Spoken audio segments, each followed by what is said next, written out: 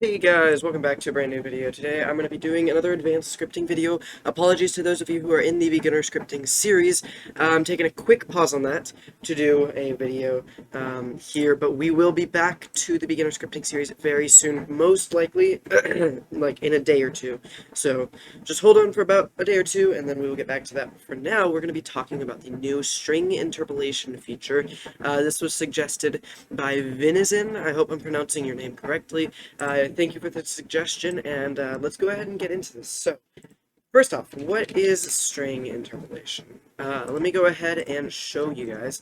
I always spell this wrong, so I already have it copied and pasted for the video, but I'm going to name the script interpolation. And basically, interpolation is like a new way to concatenate. So, if you remember, we can concatenate things like local, my variable, equals hello, I am, and then we could do dot dot code bro 29 to concatenate, right? Or we could have a variable that says local cb29 equals code bro 29 as a string, and then we concatenate cb29, right? So hopefully you remember this, and so basically interpolation lets us do this, but with any data type. So if we were to say that cb29 equals to true, right? So we have a Boolean. We're trying to concatenate a Boolean to a string, and as you can see, we get an error. Attempt to concatenate string with Boolean. So that is what interpolation lets us avoid. We can actually, also sorry about that, this is some weird glitch going on with Studio. Hang on, guys, I'm going to reset my Studio real fast. Alright, sorry about that. My studio started bugging. But anyway, I'm going to insert a new script, and as you could see from that demonstration, we got an error because we were trying to concatenate a string with a Boolean. We could have gotten that same error if we tried to concatenate a table, whatever we want to concatenate, right? We would still have gotten the same error because they're different data types.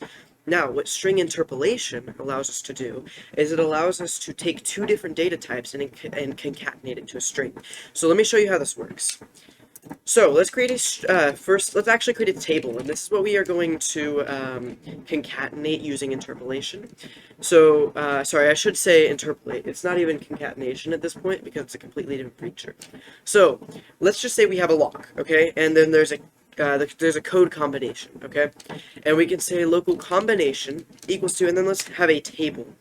And we'll do 2, 5, 4, 3, 6, okay? Let's just say that is our lock combination, and maybe we want to print combination dot dot is the combination. Now, you're already going to see here that it's an error type because, well, we're trying to concatenate a table with a string.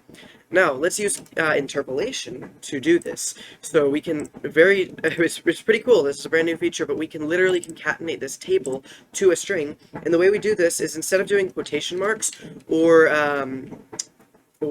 I'm blanking out on what these are called, apostrophes, I think. What you do is you use a back quote, I think that's what it's called, like a back quotation, and this should be like right next to your 1 on the keyboard, and right under that squiggly line. So if you like see that right there, this sign, it should be right on that same key, you just don't press shift. So once you have 2 of these, you can then type out a string. So our combination is, and then how do we actually add the table here?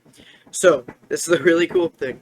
What we can do is we can say table, to do this, we actually create squiggly brackets as if it were a table, and we say, like, whatever we want to say here, table dot, and we can use, I think it's concat, yeah, table dot concat, combination, and then we can, actually, we don't even need to do that, let's just say combination. So this is how we do it. We use these squiggly brackets inside of these back quotations, and we anything inside of that squiggly bracket, it can be anything, right? It doesn't even it could be a bool, it could be an integer, it could be whatever you want. Just keep whatever you want to interpolate inside of these squiggly brackets. So if we go ahead and play this, you should see in your output our combination is table blah blah blah blah blah, and this is the name of our table. Now if we actually wanted the different items, we would want to do what I started to do earlier. Oh no, my studio is bugging again. Okay, sorry about that. I don't know why my studio was bugging out like crazy. It's this new glitch that's been happening. But anyway, I'm going to create that combinations table once again. Combinations, and then it's just going to be random numbers. Okay, there we go. That's my new combination. And what we were doing is we were saying print, and then these back quotation marks, our combination is squiggly brackets, and then we said combinations, but let's concat that table. So we can say table.concat combinations, and that'll just separate everything in our table.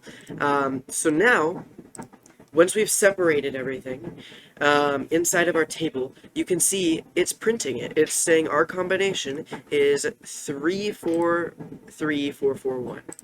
So it has essentially concatenated a table to a string. And we could do this with whatever we want. So for example, we could have this be true, and we can say local bool equals to true. And inside of here, we want to interpolate this bool.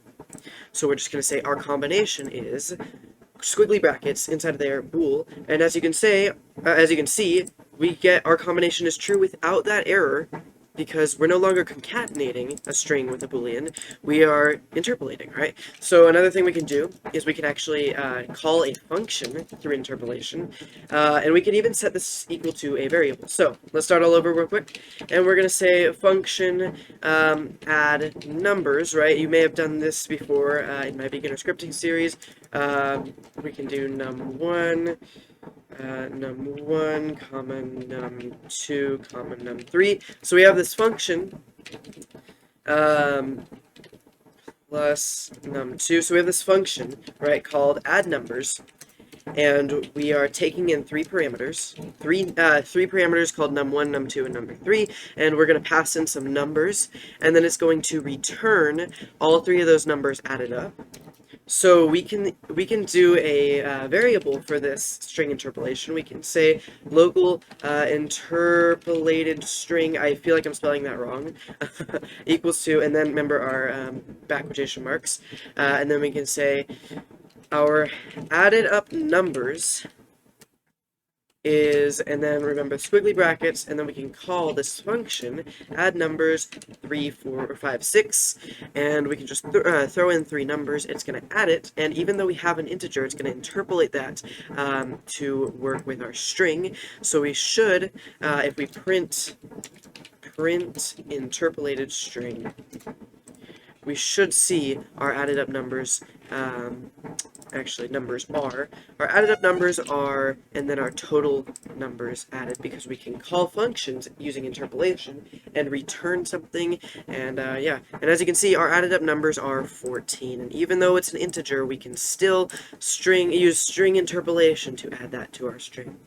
Now, one quick thing to note is that, as you can see from this dev forum post announcing it, string interpolation is a beta feature, and it will only work in Studio. So as of now, you cannot actually use this in Roblox itself, but make sure to have this learned and get it down for when it does come out to Roblox, because I'm confident that this will 100% come out for the rest of Roblox very soon. So yeah, there is all the information that I have for you about string interpolation. I hope you enjoyed it. If it was helpful, please do subscribe, click the like button, all that stuff. If you have any questions, let me know in the comments or join my Discord server. Either way works.